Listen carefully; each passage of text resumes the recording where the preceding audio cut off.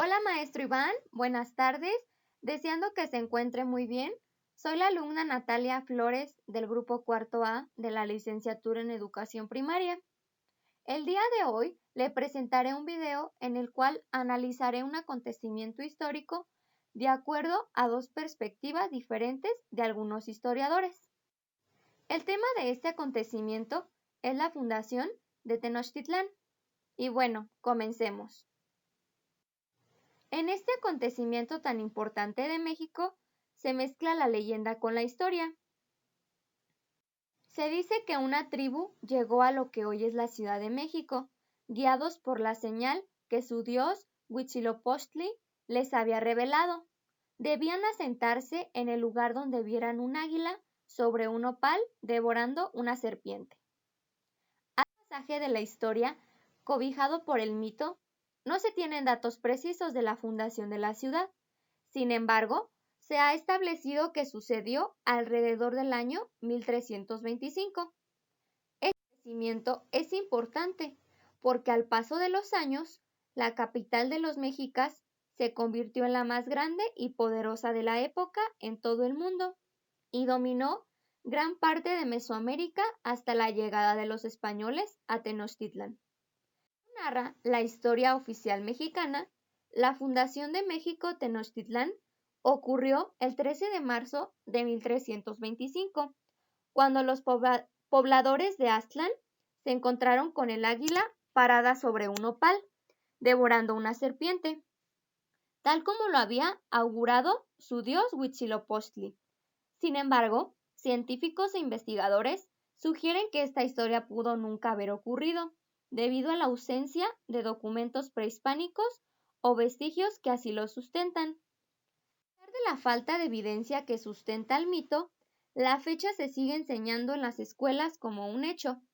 Además, diversas instituciones como la SEP la reconocen como tal, pero entonces, ¿cuándo se fundó realmente la ciudad prehispánica más importante y poderosa? Enseguida le contaré lo que dicen algunos especialistas. El arqueólogo Leonardo López Luján asegura que el acontecimiento narrado en las fuentes documentales y las pictografías del siglo XVI son simplemente de carácter mítico. Él afirma que la serie de signos que revelaron a los mexicas el lugar donde supuestamente deberían asentarse corresponden perfectamente con la cosmovisión de este pueblo y con la manera en que suponían que se manifestaban las divinidades. Las narraciones insisten en enumerar una serie de milagros y portentos que nada tienen que ver con la realidad histórica, expresó. A diferencia de lo que afirma el arqueólogo Leonardo, existen múltiples fuentes verbales y pictóricas que dan cuenta de los orígenes de los mexicas y que narran el proceso por el que este pueblo pasó hasta llegar a la fundación de México Tenochtitlán.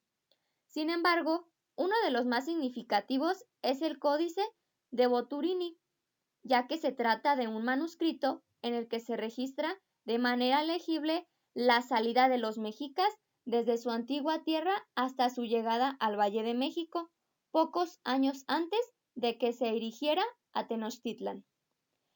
Que este archivo esté inconcluso, es considerado uno de los documentos fundacionales de la historia de nuestro país, pues es el documento más temprano de la migración azteca y la versión histórica que retrata es una de las más utilizadas.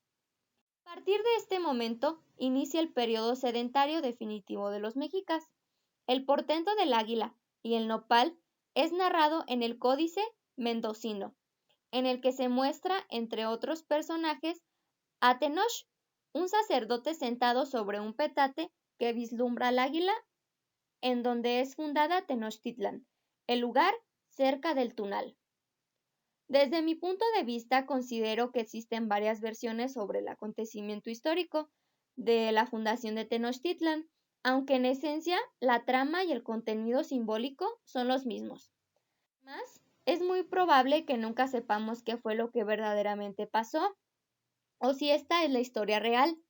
Lo cierto es que este hecho histórico es uno de los factores que le da cierta identidad a México como nación, Una muestra clara de esto es el escudo nacional. Considero que es importante que como futura docente tome el papel de historiador, ya que el estudio de la historia no solo nos enseña cosas del pasado, sino que nos presenta hechos del pasado con un carácter prospectivo, es decir, con una mirada hacia el presente y sobre todo el futuro. Así, los estudiantes toman conciencia de que los procesos del pasado y del presente se relacionan entre sí y asumen que son sujetos históricos. Entender de dónde venimos y hacia dónde vamos ayudará a que se formen y consoliden las identidades. Para concluir, la historia no tiene que ser aburrida, sino al contrario, todo depende de cómo el maestro da la clase y cómo aplica las estrategias de enseñanza, fomentando un clima agradable y despertando la curiosidad de los alumnos.